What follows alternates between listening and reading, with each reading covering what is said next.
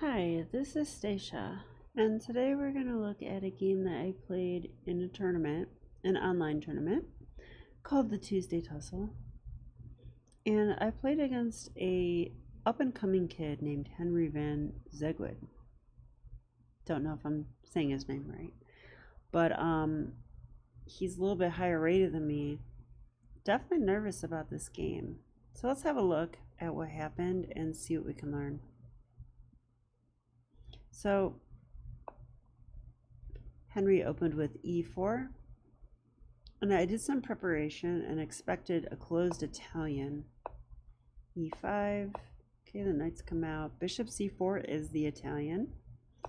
And after knight f6, I really heavily expected the move d3. But Henry did surprise me here with the move knight g5.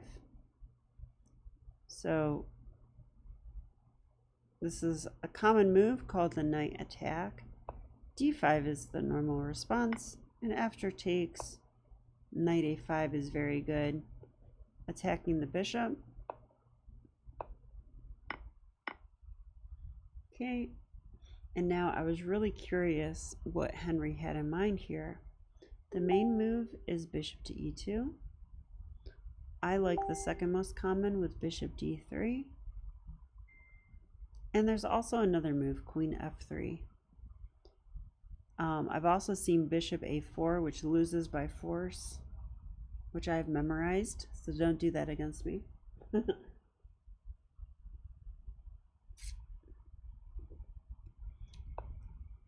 But he played queen to f3. Okay, and here's where our chessable courses come in handy. Jan Gustafsson, Grandmaster Jan Gustafsson, gives a line against this that I thought was very interesting. It's very chaotic, and so I definitely went for that. It's the move h6, and after the knight retreats to the e4 square, we actually play this move. Pawn takes b5. So it looks like a beginner move at first glance, because white has an easy threat of knight takes check and then win the rook. But it turns out that this exchange sacrifice is actually pretty interesting. So he did take, and now it would be natural to take with the queen. That's actually the horrible approach. You should take with a pawn here, and after queen takes rook, we have this really interesting move, queen to d7. So I played this. Now, I had this all memorized, of course, so I'm not brilliant. I didn't see this move or anything. I'm just spitting out moves that I've memorized so far. But I do like to get positions like this where I can know the middle games better than my opponent, even though that's probably not the case yet. But okay, the idea behind queen d7 though is knight c6. Okay, I'm guarding the c6 square, and I want to trap that queen. We're going to lock her up and throw away the key and hopefully win her. You know, I would think a quick bishop e7 and castles would be really good to try and win this queen. And those are useful moves anyway. So my opponent actually retreated, which makes a lot of sense. And here I play bishop e7, although the computer thinks that knight c6 is better. This is the weak Lichess computer though, and not the super strong engines that Jan Gustafsson's using. So I don't necessarily trust this knight c6 move, but I will go back and have to check. It's sad that I can't do so during the video. But the point is that after queen takes, white has won another pawn. But okay, I mean, the point of this is that I like when my opponent's queen moves a lot. You know, I mean, they went queen f3, queen here, queen back, queen here. I mean, eventually these tempos are going to catch up with white, as you'll see. So we already gave up one rook, so we can't give up another one. That's why rook g8. But also, whoa, so sorry. But also we're converging on the g2 square. Notice that the bishop and the rook are converging there. And that is why Henry played rook to g1, which the computer says is a game-losing blunder. But I have to tell you, if you don't have a computer engine running, it's really hard to know what the frick is going on here. It's a lot of stuff. But it does make sense to defend the pawn. Here I played rook to g6. It's a tempo move on the queen. Computer likes queen to h8, which, I mean, you have to have a lot of guts and a lot of calculation power to play that move, because it just looks like the queen is just about trapped. I would be scared to death to play that move. I guess we have no way to block the final rank. Like, I want to play this move, but the queen would be checking, obviously. So I want to move the king, but then if here the queen gets out. So turns out it's not as easy as it looks at first glance, but still, I can't imagine humans playing that move unless they've looked at it already. So Henry played a very normal looking move, queen to h4. So computer actually says that black, well, I'm not going to even say what the computer says, but I play queen to f5, which is the best move. I'm eyeing a weak pawn, I'm improving my queen position, and I'm menacing this check. So if the queen moves away, like I might even do this, right? And then play check. So he played the move g4. That attacks the queen. But the problem is the pawn is pinned. So I played this move. Bishop to f3. I thought I was winning here during the game. It looks pretty menacing, right? Like if he takes the queen, this is checkmate now. I'm guarding this square. So it's a pretty nice move. But also, if he doesn't do that and he just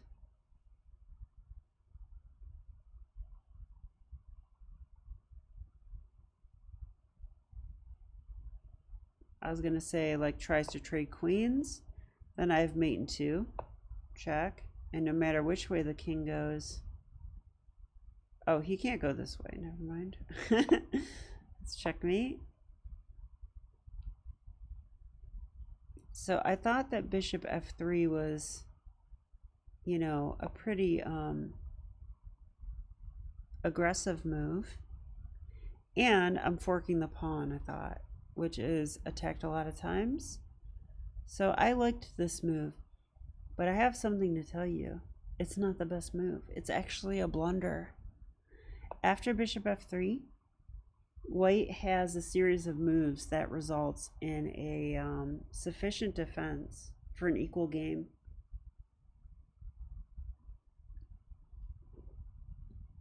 So for that reason, this is a better move. Attacking the queen. I thought knight c3 here, though. Now the bishop defends, the knight defends here.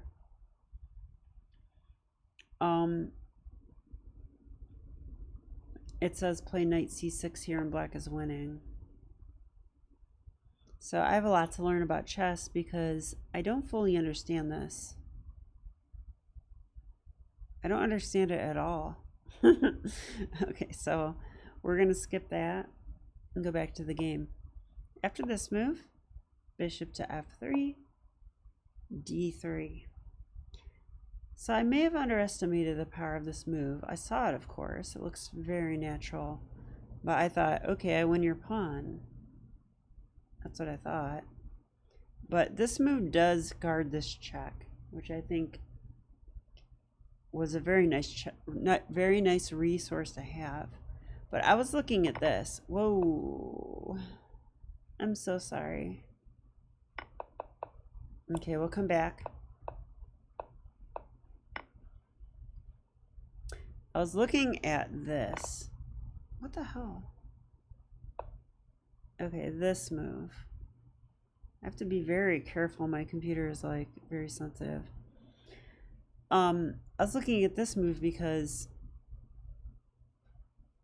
you know, I'll be threatening checkmate and checkmate. So after bishop here, my opponent took the rook and I played here.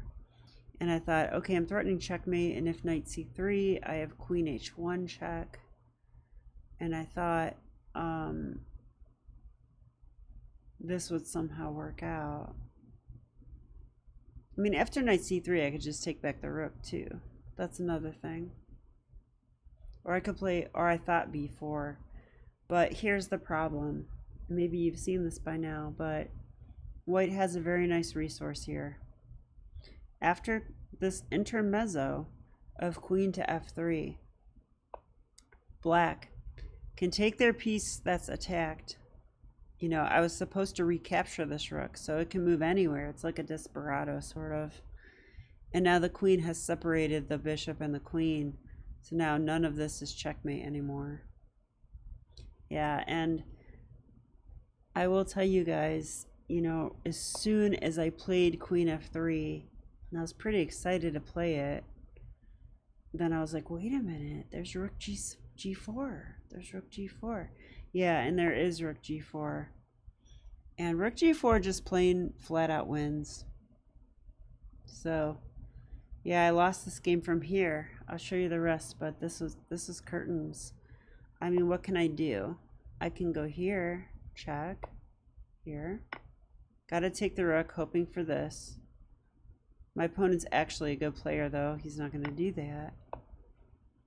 Yeah, and h4 is, or h5 is just like, what do I do? I didn't want him to play queen c8 check.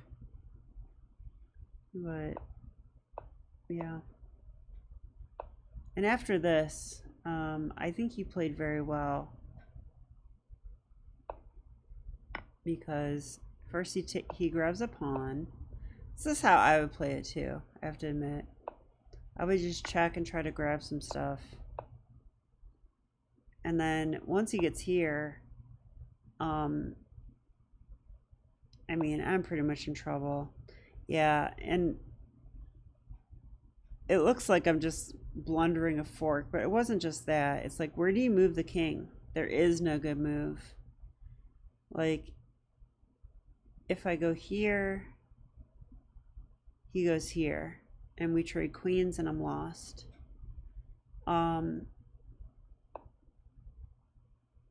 If I go to this square, is that the one I just did? Trade queens, I lost. So here, here, or this move's illegal.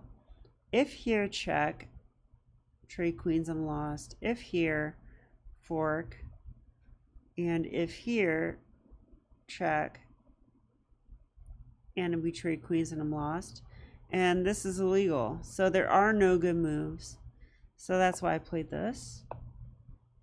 But after he forked, and he's forking everything, by the way, I went ahead and resigned. So, very interesting game.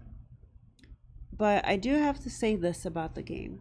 Okay, and this is me being egotistical and being a visionary. But I'm gonna tell you this. This is the first time I played this Jan Gustafsson line, like in a real game. But this is a line I'm going to play. This is my lifetime repertoire now. So I'm going to play this line for the rest of my life. And so what I've learned from this line, I'm going to file my memory banks for years to come. So I don't feel bad about this loss. I really don't. Computer evals are, you know, easy to look at and then be like, oh yeah, of course. But during a game, it's never like that, especially very extremely sharp positions like this. So I'm going to learn and improve, and I hope that you guys will do the same with your games. But I think I've talked enough. All right. Thank you for watching if you did, and I'll see you next time. Bye.